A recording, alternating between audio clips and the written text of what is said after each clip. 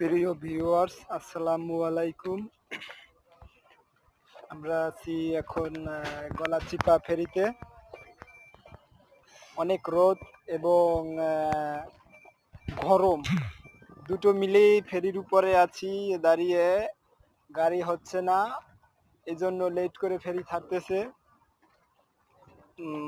পুরো ফেরিটাই এখন ফাঁকা, এই জন্য একটু কষ্ট হইতেছে আমাদের গরমের ভিতরে।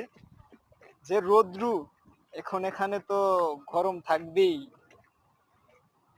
এই যে হলো আমাদের গলাচিপা লঞ্চ ঘাট, ওইটা হলো গলাচিপা লঞ্চ ঘাট। এই যে ফেরিতে এক আপায় সে বমি করতেছে গরমের ভিতরে, সে খুব ক্লান্ত হয়ে। দেখেন কি গরমটা না পড়েছে,